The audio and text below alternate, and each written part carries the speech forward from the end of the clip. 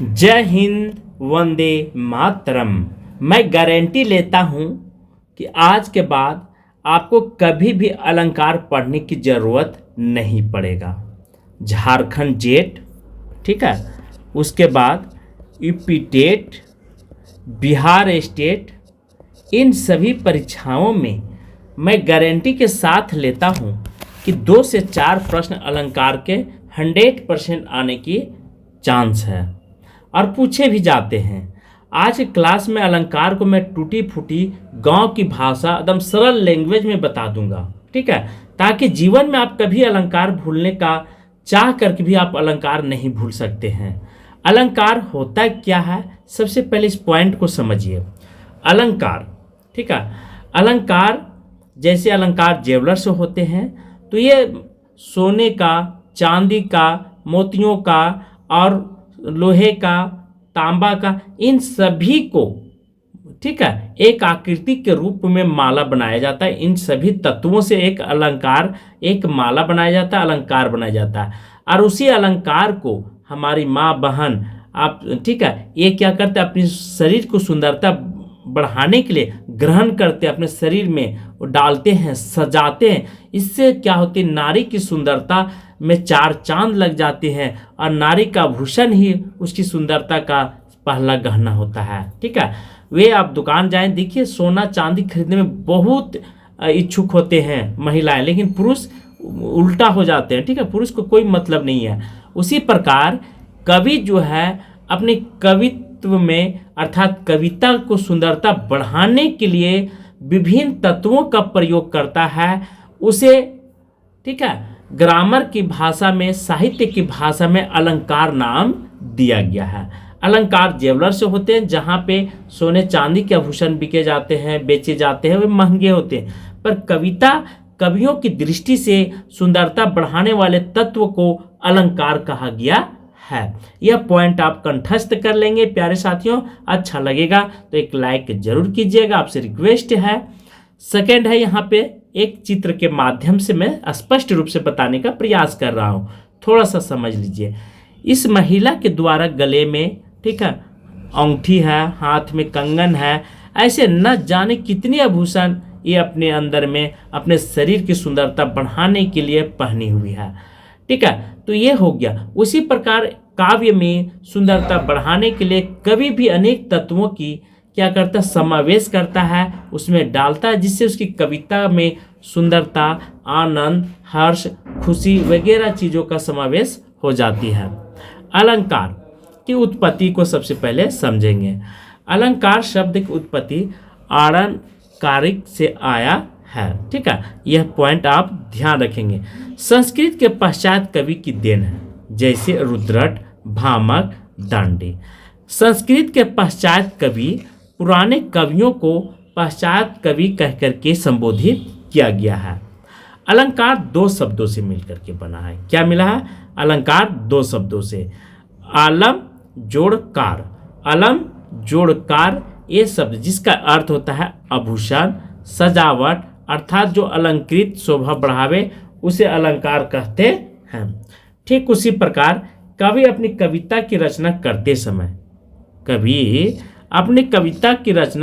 समय, जिन तत्वों का प्रयोग करके कवि अपनी रचना को सुंदर और रसपूर्ण बना देता है। क्या बनाता है? रसपूर्ण बना देता है, जिसे पढ़ने में पाठकों को इतनी रोचक आ जाती है कि वह भूल कर, चाह करके भी वह भूल नहीं सकता है, ठीक है। तो जैसे चार नहीं सुरबाला के गहनों में गुत्था जाऊं, यह माखनलाल चतुर्वेदी के द्वारा पुष्प की अभिलाषा कविता लिखी गई। पुष्प की अभिलाषा की कविता मैं आपको सुनाया हूँ। कितना सुंदर है, कितना मार्मिक है, ठीक है। तो ये चाह कर भी कवि जो कविता के द्वारा लिखी जाती है वह भूल नहीं सकते हैं। सेकेंड परिभाषा क्या है? जिन उपकरणों, शैलियों से काव्यों की सुंदरता बढ़ाई जाती है उन्हें अलंकार कहते हैं। इसके माध्यम से कवि अपनी भावनाओं, विचारों, रचनात्मकता को प्रकट करता है और साहित्य काव्य की श्रेष्ठता प्रदान करता है, उसे अलंकार कहा जाता है, ठीक है, ये दो परिभाषा आप कंठस्थ कर लेंगे, दोनों चीज़ों को ध्यान रखेंगे, मोस्ट इंपॉर्टेंट है। इसीलिए मैं एक साथ दो दो डिफिनेशन लेकर के आया हूँ। आचार्य दंडी क्या कहते हैं? काव्य शोभकारम धर्मीम अलंकारम प्रचेता, अर्थात काव्य की सुंदरता, ठीक है, क्या है, हम कह सकते हैं कि अलंकार का अर्थ होता है आभूषण, और आभूषण का गुण धर्म शरीर की शोभा बढ़ाना है। क्योंकि दंडी ने इसी भूमिका की ओर संकेत किया है। शब्द और अर्थ काव्य शरीर के अंग है, इसकी सौंदर्य की वृद्धि करना अलंकार का प्रमुख धर्म है। नोट कर लेंगे थोड़ा सा पॉइंट को, ठीक है। अलंकार शब्द की अवधारणा अत्यंत प्राचीन है, ऋषि मुनियों की देन है, जिसका प्रारंभ में उपयोग व्याकरण एवं न्याय शास्त्र में किया गया था। मोस्ट इंपॉर्टेंट है दोस्तों, यदि आपसे पूछेगा कि अलंकार का सर्वप्रथम कहाँ पे हुआ था, व्याकरण एवं न्याय शास्त्र में किया गया था। सबसे पहले आचार्य भरत ने सर्वप्रथम नाट्य शास्त्र में अलंकार को परिभाषित तो नहीं किया, लेकिन 4 अलंकारों को उन्होंने बताया था। पहला उपमा, दूसरा रूपक, ठीक है, उसके बाद तीसरा अमक, और चौथा दीमक के बारे में, ठीक है, दीपक के बारे में इन्होंने उल्लेख किया था। किनके द्वारा? आचार्य भरत मुनि ने। किसमें? तो नाट्य शास्त्र एक ग्रंथ है, उस ग्रंथ में 4 अलंकारों को उन्होंने वर्णन किए थे। किसके द्वारा? तो भरत मुनि के द्वारा, भरत मुनि के द्वारा, ठीक है। सेकंड है, रीतिकालीन आचार्य ने संस्कृत आचार्यों का अनुसरण करते हुए लक्षण ग्रंथों की रचना की थी। क्या? लक्षण ग्रंथों की रचना की थी। एक नई परंपरा का सूत्रपात किया। इन आचार्यों ने केशवदास महाराज, केशवदास, ठीक है, जसवंत सिंह, भिखारीदास, भूषण, मतीराम, पद्माकर, दुल्हा इत्यादि कवि हैं। किस काल के? तो रीति काल के। ध्यान रखेंगे। आधुनिक युग के कवि जो है कन्हैयालाल पोदार, जगन्नाथ प्रसाद, भानुलाल भवानीदास, रामाशंकर शुक्ल, रामदीन मिश्र आचार्य, ये सब आधुनिक युग के कवि हैं, विश्वनाथ प्रसाद वगैरह। अलंकार का सर्वप्रथम वर्गीकरण आचार्य वामन ने करने का प्रयास किया था। तो 2 वर्गों में इन्होंने बांटा था। कौन कौन? अलंकार के भेद समझते हैं, ठीक है, ध्यान रखेंगे। अलंकार जो है, सबसे पहले यहाँ पे 3 अलंकार का वर्णन किया गया है दोस्तों। तीनों अलंकार के बारे में आपको ध्यान रखना है। क्या क्या है?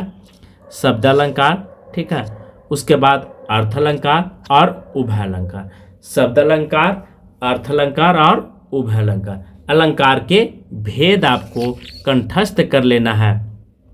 शब्द अलंकार, शब्द के माध्यम से जिस काव्य में, शब्द के माध्यम से, ठीक है, जिस काव्य में चमत्कार सौंदर्य बढ़ाता है उसे अनुप्रास, अमक, सलेश और पूर्णोक्ति कहते हैं।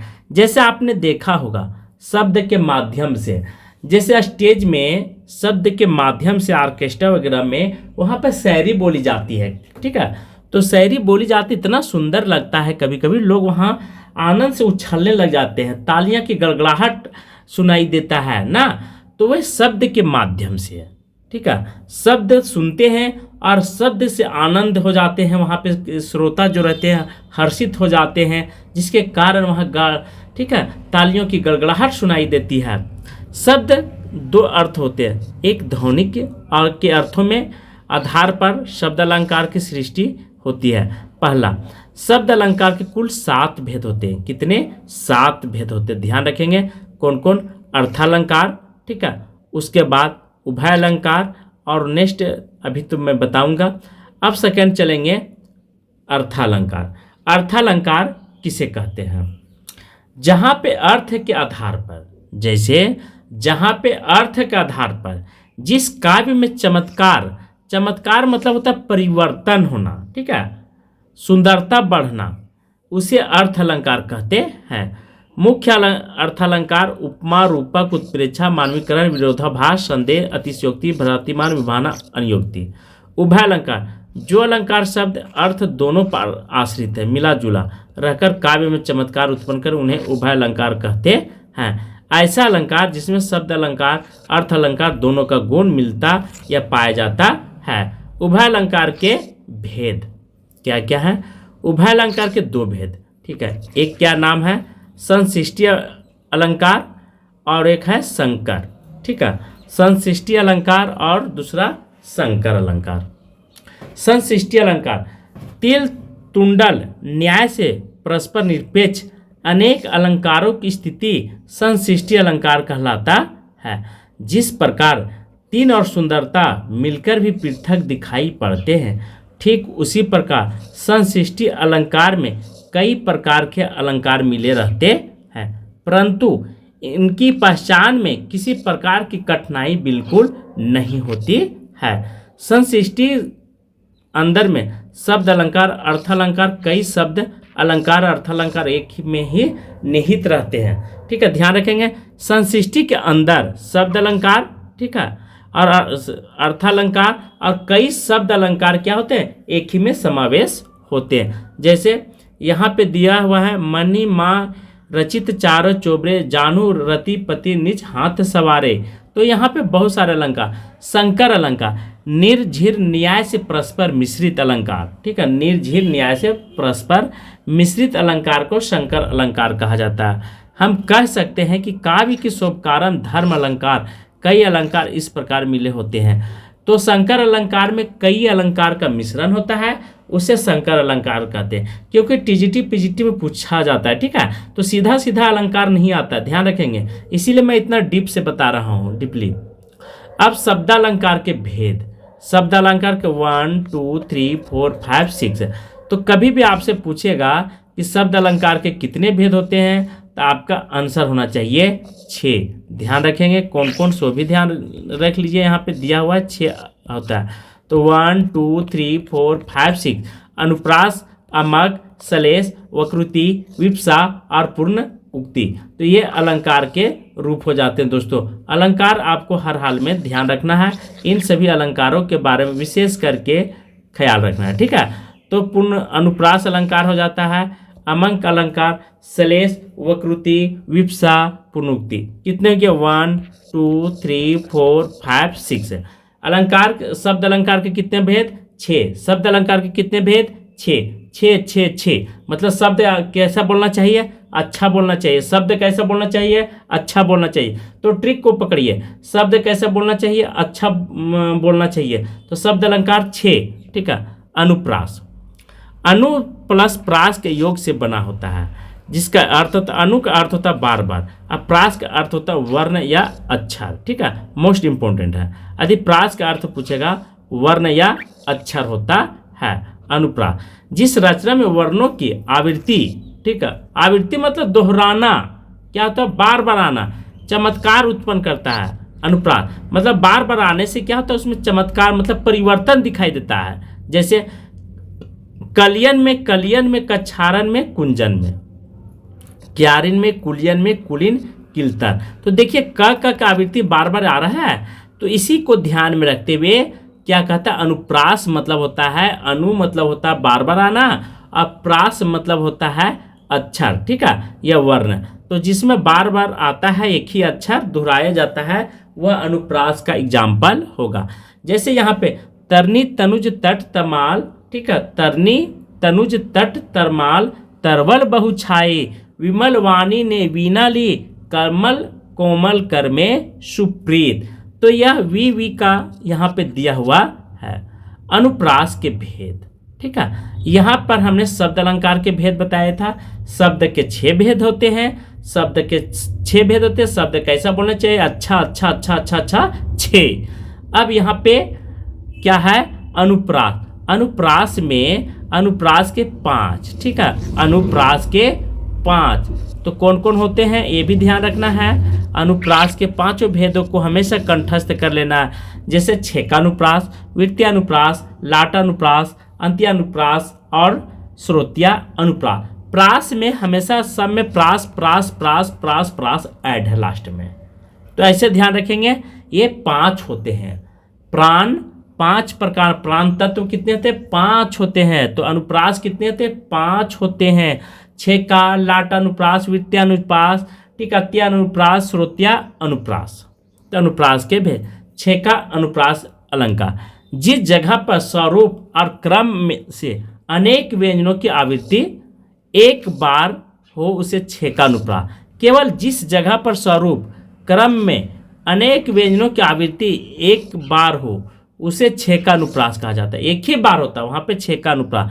छेका का अर्थ होता है चतुर या चालाक, चतुर या चालाक। रिझी रिझी रसी रसी हंसी हंसी उठी। तो यहाँ पे देखिए क्या कर, जिस जगह पे व्यंजनों की आवृत्ति एक बार हो, देखिए एक ही बार हो रहा है, उसके बाद यहाँ पे अलग, फिर यहाँ अलग अलग हो रहा है ना, तो बार बार नहीं दोहरा। सांसें भरी आंसू भरी कहत दही दही, देखिए एक ही बार हो रहा है दही दही। तो यहाँ तो इस तरह से मेरा क्या हो गया, छेकानुप्रास कंप्लीट हो जाता है।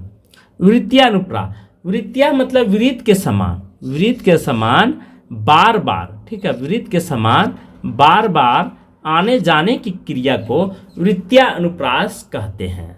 ठीक है, तो यहाँ पे वर्णों की आवृत्ति बार बार होगा वृत्तिया में। कलावती कलावती कलिंदा, ठीक है, कलावती कलावती कलिंजा, तो यहाँ पे वृत्तियानुप्रास होता है। जैसे चमार सी चंदन सी चांदन सी चांदनी चमेली चारुचंद सुघर, चमार सी चंदन सी चांद सी चांदनी चमेली चारुचंद सुघर। तो ये हो गया मेरा क्या हो गया, वृत्तियानुप्रास का एग्जाम्पल। थर्ड है लाटा अनुप्रास। जहाँ पर एक वाक्य शब्द की आवृत्ति हो, जहाँ पर एक वाक्य और शब्द की आवृत्ति हो या एक से अधिक बार आए, एक या एक से अधिक बार अन्वय करने पर, तोड़ने पर उसका अर्थ क्या हो जाता है, बदल जाता है, वहाँ पे लाटा अनुप्रास होता है। क्या होता है, लाटा अनुप्रास। जैसे पुत सपुत तो का धन संचय, पुत कपुत तो क्या धन संचय, मतलब कहने का अर्थ पुत सपुत तो का धन संचय, पुत कपुतो का धन संचय। तो देखिए यहाँ पे लाटानुप्रास में कहा गया है कि शब्द की आवृत्ति हो या एक से अधिक बार आए, अन्वय करने पर अर्थ क्या उसका बदल जाता है। तो तोड़ो, पुत सपुतो क्या धन संचय, पुत कपुतो क्या धन संचय, मतलब पुत्र मतलब पुत्र यदि अच्छा हो जाएगा तो धन संपत्ति संचय करने जमा करने की जरूरत नहीं, वह खुद कर लेगा। लेकिन पुत्र यदि कपुत निकल गया प्यारे साथियों, तो संचय किया हुआ धन भी वह क्या कर देगा, बर्बाद कर देगा। तो यहाँ पे ठीक है। सेकेंड है तेग बहादुर हा वे थे गुरु पादवी भी जिनके, तो यहाँ पर भी उसी तरह है श्रोत्या अनुप्रास। ठीक है, श्रोत्या अनुप्रास, जिस जगह पर कानों को मधुर लगता है, श्रोत्या मतलब सुनने में अच्छा लगता है, वहां पे श्रोत्या अनुप्रास होगा। अर्थात शब्दों का अंतिम वर्ण, शब्दों का अंतिम वर्ण श्रोत्या अनुप्रास कहते। जैसे हमको लिखिए कहाँ, हमको लिखिए कहाँ, हमको लिखिए कहाँ कहन सबे लगाए।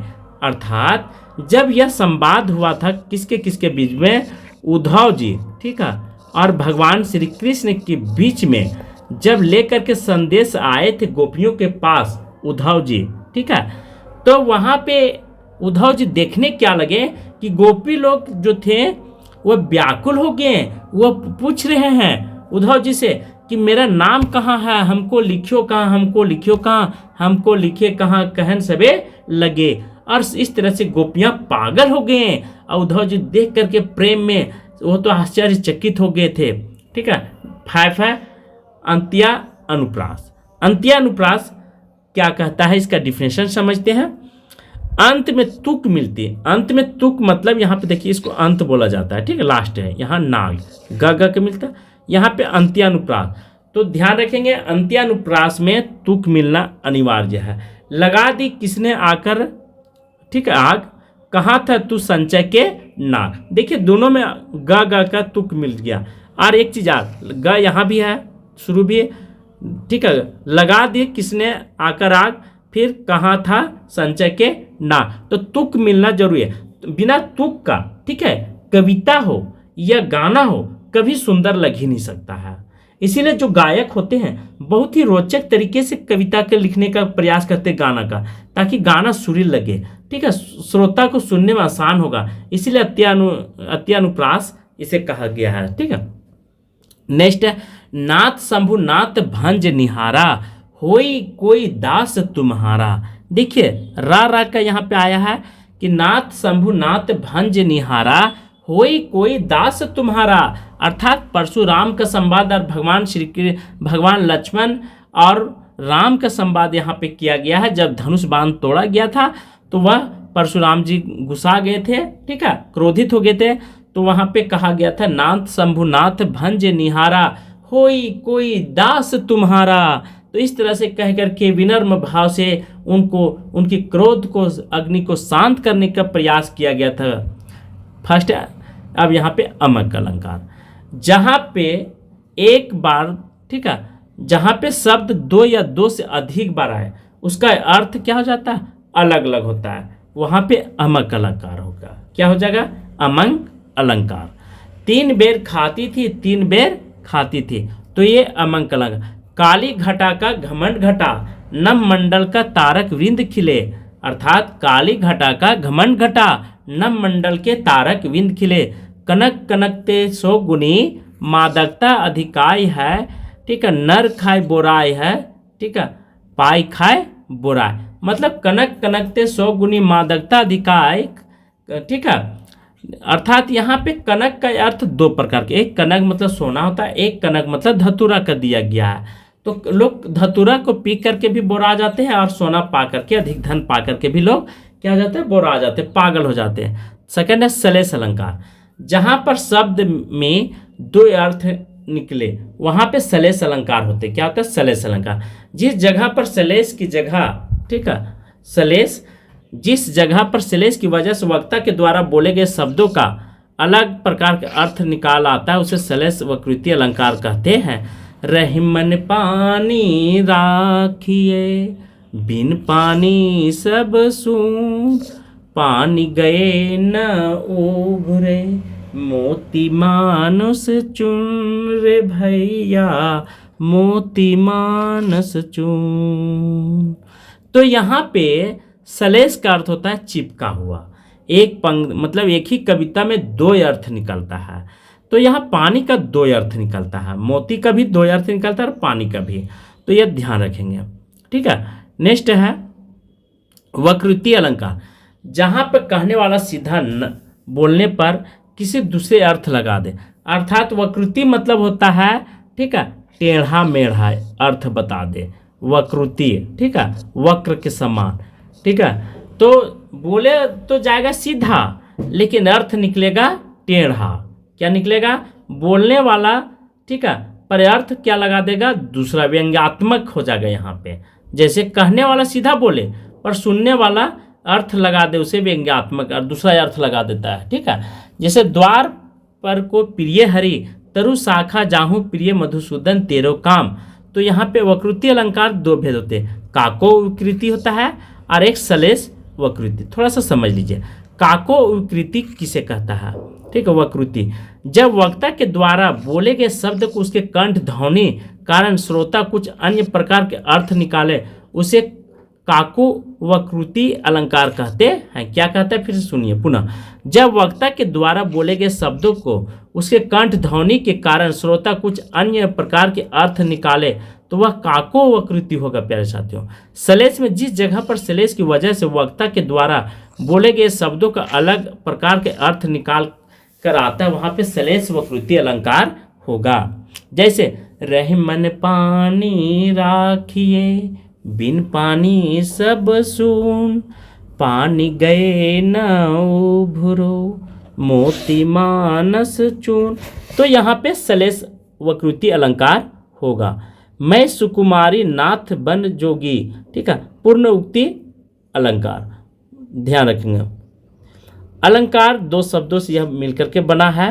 पुनः जोड़ उक्ति, जब कोई शब्द 2 बार दोहराया जाता है, का जब कोई शब्द 2 बार दोहराया जाता है उस जगह पर पूर्ण उक्ति अलंकार होता है। जैसे जहां पर एक शब्द लगातार 2 बार आए, उनके अर्थ समान हो, उसे पूर्ण उक्ति अलंकार कहते हैं। शिव शिव शिव कहते हो क्या, ऐसा फिर मत कहना। शिव शिव कहते हो क्या, ऐसा फिर मत कहना, ये पूर्ण उक्ति अलंकार का है। विवक्षा अलंकार, जब अंत्य आदर के साथ शब्द के अनेक बार आवृत्ति हो वहाँ विवक्षा अलंकार होता है। जब आदर्श, हर्ष, शोक, विषयामदि, बोधक आदि भावों की प्रभावशाली रूप से व्यक्त करने के लिए शब्दों के पुनर्वृत्ति की विप्सा अलंकार कहते हैं। जैसे मोही मोही मोहन को मन भयो राधा मय, राधा मन मोही मोहन मई मई। तो यहाँ पे क्या कहता है, जब आदर्श, हर्ष, शोक, विषयामदि, बोधक आदि भावों की प्रभावशाली रूप से व्यक्त करने के लिए शब्दों के पुनर्वृत्ति को क्या कहते हैं, विप्सा अलंकार कहते हैं। ठीक है, तो इस कविता के माध्यम से समझ लीजिए स्पष्ट रूप से कि मोही मोही मोहन को मन भयो राधा मय, राधा मन मोही मोहन मई मई होई। अर्थालंकार, मैंने क्या बताया था कि अलंकार 3 प्रकार के, शब्द अलंकार, अर्थालंकार और एक उभय अलंकार। तो शब्द अलंकार के भेद बताए, अब अर्थालंकार चलेंगे।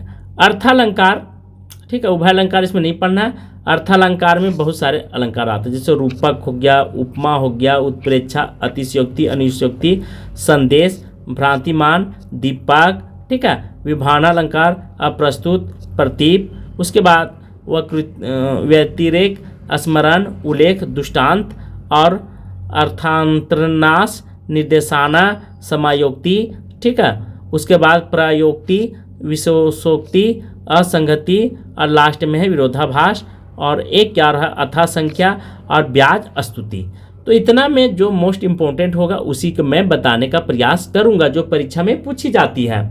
उपमा अलंकार, सबसे पहले आप उपमा अलंकार का दृष्टि डालेंगे, जहां पर एक वस्तु या प्राणी की तुलना दूसरे प्रसिद्ध वस्तु या प्राणी से किया जाता है। क्या कह रहा है क्वेश्चन उपमा का, जहां पर वस्तु या प्राणी की तुलना दूसरे प्रसिद्ध वस्तु या प्राणी से किया जाता है, ठीक है, वहां पर उपमा अलंकार होता है। नलिमा चंद्रमा जैसी सुंदर है, क्या होता है, जहां पर एक वस्तु या प्राणी की तुलना दूसरे प्रसिद्ध वस्तु या प्राणी से किया जाता है, ठीक है, दूसरे प्राणी से किया जाता है। जैसे उपमा, जिसको उपमा दी जाए, क्या कहता है, जिसको उपमा दी जाए, अर्थात जिसका वर्णन हो रहा है।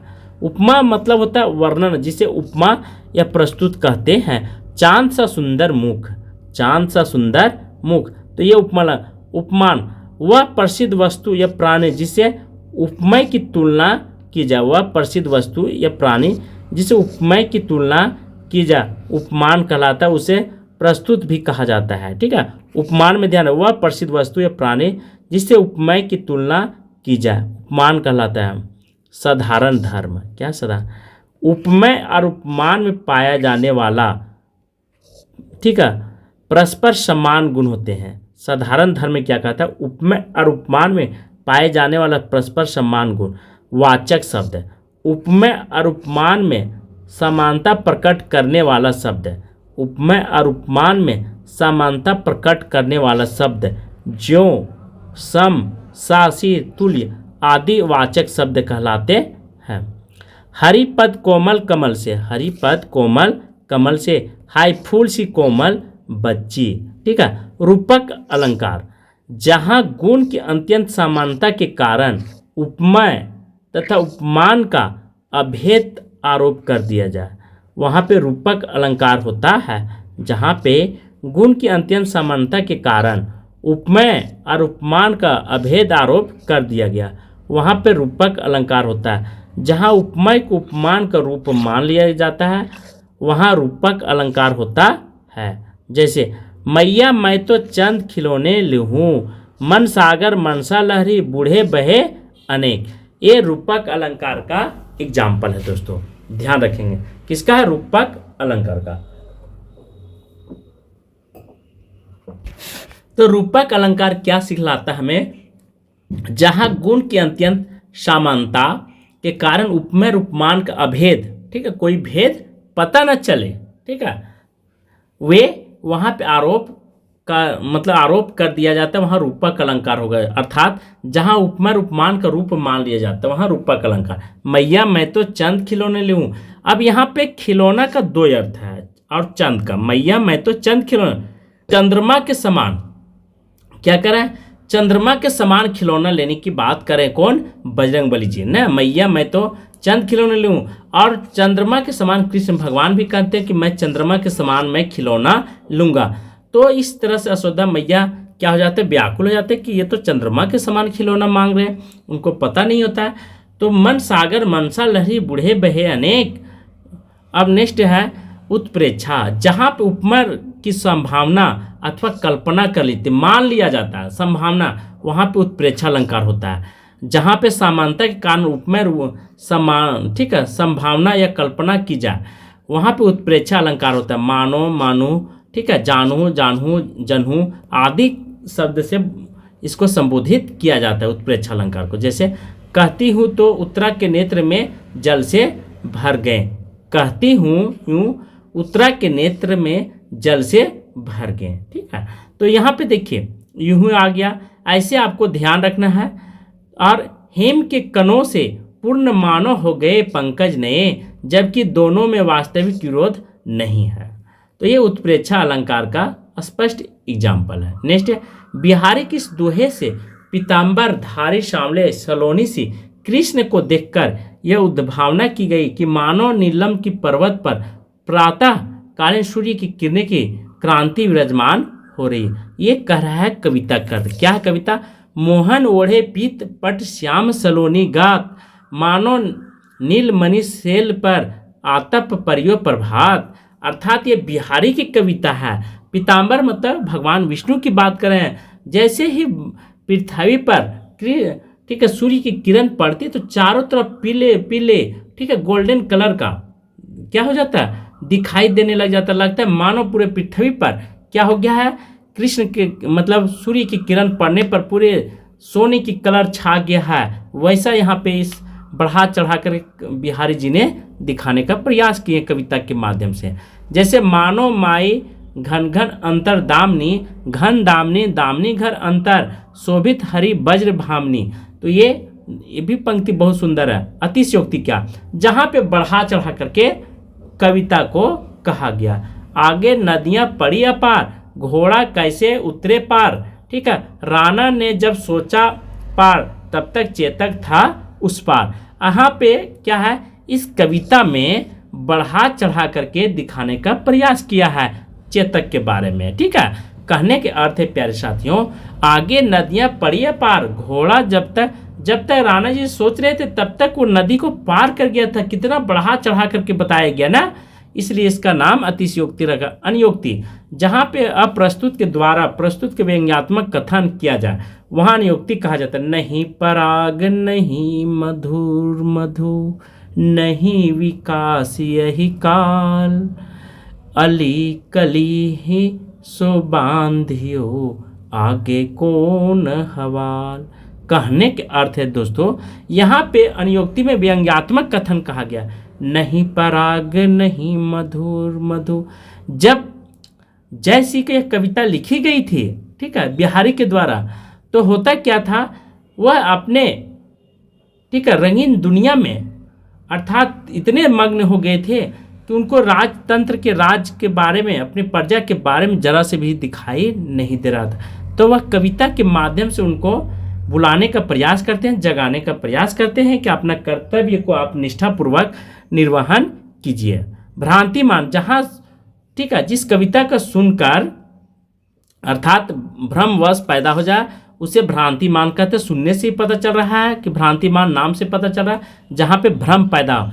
वृंदवन विहर फिरे राधा नंद किशोर, नीरद आमने जानी संग डोले बोले मोर। ये भ्रांतिमान का। दीपक, जहाँ उपमेय और उपमान दोनों एक धर्म कहा जाए, जहाँ दीपक अलंकार होता है, जहाँ अर्थात जिस प्रकार एक स्थान पर रखा हुआ दीपक अनेक वस्तुओं को प्रकाशित करता है उसे दीपक कहा जाता है, ठीक है। अर्थात कहने का अर्थ दोस्तों, उपमेय उपमान दोनों एक धर्म कहा गया है। दीपक अलंकार होता है जहाँ जिस प्रकार एक स्थान पर रखा जाए दीपक अनेक प्रकार को। मुख और चंद शोभते हैं, पिता मरण का शोक नहीं सीता हरण जाने का। मतलब एक तरफ पिता का मरण का हो गया, दूसरी तरफ सीता जाने का शौक हो गया। तो एक शोक मिटा नहीं, एक दुख मिटा नहीं कि दूसरा दुख प्रारंभ हो जाती है। लक्ष्मण हाय शोक गिरध के मर जाने का।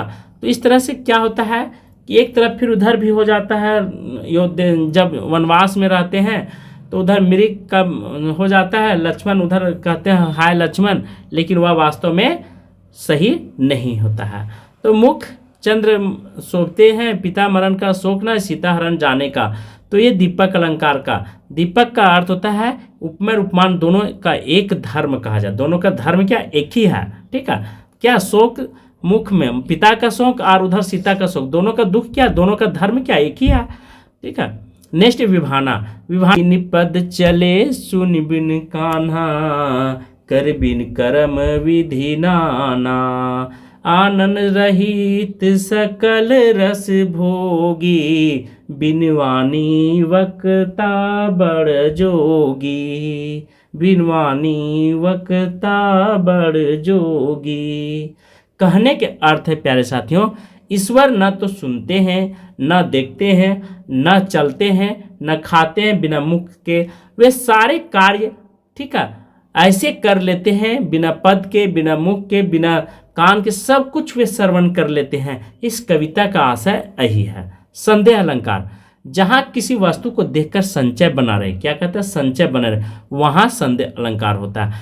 सारी बीच नारी, नारी बीच सारी, नारी बीच सारी की सारी बीच नारी, कि सारी की है नारी है, नारी की है सारी।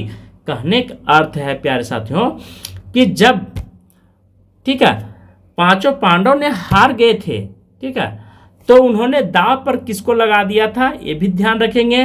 तो वहां पे जब द्रौपदी का चिरहरण होने लगा था, तो दुशासन था, वह क्या कर रहा था, साड़ी खींचने लगा था इज्जत बर्बाद करने के लिए। तो भगवान श्री कृष्ण ने आकर के इज्जत को बचाए थे। तो इसीलिए वहां पे कहा गया कि नारी से बना हुआ साड़ी है कि साड़ी से बना हुआ नारी है। खींचते गए कई किलोमीटर तक जमा हो गया, लेकिन वह कम नहीं हुआ, वह मतलब उनका इज्जत बर्बाद नहीं कर पाया दुशासन। यह काया है, यह शेष उसी की छाया है, क्षण भर उनकी कुछ समझ में आया है। ये कहना है, ठीक है, कि यह काया है, यह शेष उसी की छाया है, क्षण भर उनकी कुछ समझ में आया है। विरोधाभास अलंकार, दो वस्तुओं के विरोध न होते भी विरोध का प्रतीत होता है, ठीक है, उसी विरोधाभास अलंकार। अनुराग चित्त की गति समझे नहीं कोई, ज्यों ज्यों बूढ़े श्याम रंग त्यों त्यों उज्जवल होए। यहाँ पे देखिए एक दूसरे का क्या विरोधाभास प्रतीत हो रहा है, क्या मतलब दुश्मनी जैसा यहाँ प्रतीत हो रहा है। उल्लेख अलंकार, जहाँ पर एक वस्तु अनेक प्रकार के किया जाए, ठीक है, एक वस्तु का वर्णन अनेक प्रकार से किया जाए, वहाँ पे उल्लेख अलंकार होता है। तू रूप है किरण में, सौंदर्य है सुमन में, तू प्राण है किरण में, विस्तार है गगन में। तो यहाँ पे उल्लेख अलंकार का। परिसंख्या अलंकार, ठीक है, जहाँ किसी वस्तु या व्यापार अन्य वस्तुओं को छोड़कर किसी एक स्थान पर होना दिखलाया जाए, वहाँ परिसंख्या अलंकार होता है। परिसंख्या अलंकार का अर्थ होता है जब एक प्रकार के गणना करना किसी वस्तु से व्यापारों के सब प्रकार की गणना करने के बराबर होता है, वहाँ परिसंख्या अलंकार होता है। जैसे जोख करके अन्यथा निषेध कर दिया जाए स्थान पर, उसे प्रतिष्ठित करना परिसंख्या अलंकार कहता है। जैसे एग्जाम्पल से समझिए, पात्रा ही तिथि पाइए वह घर के चहु पास, नित प्रीति पन्हू रहत आनंद ओपन उजास, ठीक है। अब इस तरह से हमने अलंकार को कंप्लीट कर दिया दोस्तों। नेक्स्ट एग्जाम में आएंगे, ठीक है, जब नेक्स्ट टॉपिक लेकर के आएंगे तो वहाँ पे अलंकार से बहुत सारे प्रश्न लेकर के आऊँगा और इसका क्वेश्चन आंसर में सॉल्व करने का प्रयास करवाऊँगा आपसे। तो आज की क्लास मैं यहीं पे समाप्त कर रहा हूँ। Thank you. वंदे मातरम।